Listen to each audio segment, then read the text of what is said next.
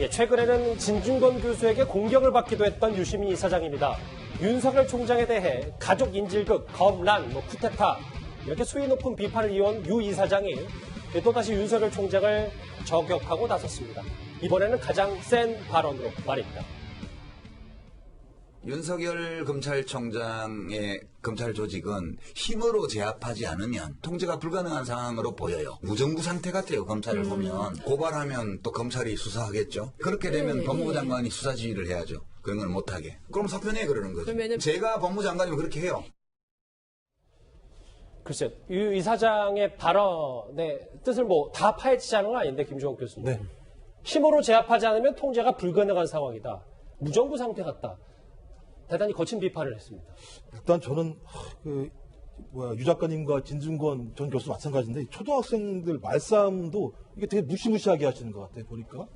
보면 무정부라고 얘기하는 건 상당히 무서운 얘기입니다. 왜냐하면 대통령의 계엄권을 가지고 있어요. 무정부 상태 그런 걸 할 수 있다는 얘기인 건데요. 예. 저는 이 정도로 좀 피곤하게 할 필요가 뭐가 있다는 생각이 드는 거고요. 힘으로 제압을 한다?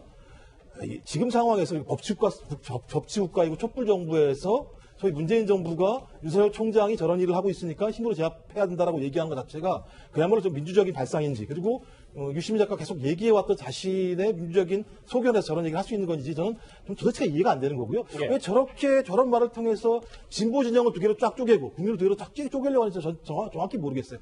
저는 아무리 자기가 지키려고 하는 사람이 중요하다고 하더라도 더 중요한 건 국민이라는 생각이 들기 때문에 저는 이제 그만 자중했으면 좋겠다는 생각을 합니다.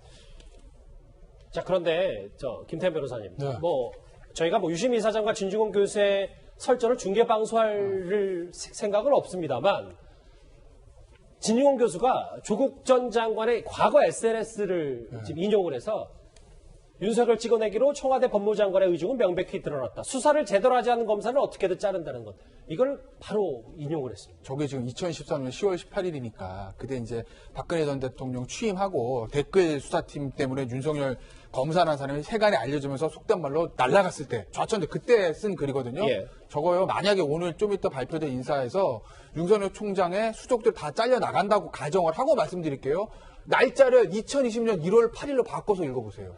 그대로죠. 예. 윤석열 사단 찍어내기로 청와대와 법무부 장관 의중은 명백히 드러났다. 가정입니다. 어디까지나. 국정 수사를 제대로 하는 검사는 어떻게 자른다는 것. 2020년 1월 8일. 딱 들어맞지 않습니까? 만약에 지금 발표될 인사에서 윤석열 총장 수족들이 잘려 나간다는 제 가정하에서 말씀드리면 당시에 윤석열 검사가 잘려 나간 것도 청와대에서 그렇게 반대하던 국정원 댓글 개입 선거 개입 사건 이 문제를 정면으로 지휘부의 지시를 거부하면서 수사를 했기 때문 아니겠습니까? 이번에 글쎄 아까도 제가 말씀드렸듯이 만약에 이제 윤석열 총장 수석들 잘려 나간다면 그 브리핑을 할 때 검사가 모든 기자들이 물을 거예요. 왜 이렇게 하셨습니까? 알겠습니다. 라고 했을 때 과연 뭐라고 대답할 것이냐. 어떤 형태로 대답하든지 간에 세간에는 야 청와대 수사를 칼을 겨누니까 잘려 나가는구나 라고 생각하지 할 분들이 꽤 있지 않겠습니까? 그러면 수사를 제대로 하는 검사를 어떻게든 자른다는 저 얘기 들어맞는 거고. 자, 진중권 교수 얘기, 전 교수 얘기 볼게요. 이번에도 역시 그들이 무엇을 겁낸 세상, 이것도 마찬가지라는 거죠. 당시에 박근혜 전 대통령이 무엇을 무서웠길래 국정원 댓글 수사를 막았을까? 결국 나중에 어떻게 됐죠? 사실을 밝혀졌습니다. 댓글 공작이. 유시민 이사장의 목소리 하나 더 있는데요. 이른바 조국 사태 이후에 최근까지 유시민 이사장과 진중권 교수가 극심한 견해 차이를 보낸 것도 사실입니다. 유시민 이사장에게 큰 부담이 됐는지는 모르겠는데 유 이사장이 돌연 작별을 선언했습니다. 진 교수하고 저하고 어긋난 지점은 어떤 가치관의 차이라기보다는 조국 사태라는 이 특정한 사안에 대한 견해가 갈라진 거예요. 지금 와서 갈림길에서 나는 이쪽으로 가는데 진 교수는 저쪽으로 가기로 작심한 듯 보여요. 그럴 때 필요한 것이 작별의 기술이에요. 그래서 최대한 존중하면서 작별하는 것이 좋지 않나? 존중하면서 작별하는 게 좋지 않냐는 얘기에 진중권 교수는 아니 그럴수록 더 대화가 필요한 겁니다. 자주 뵙자라고 얘기를 했습니다.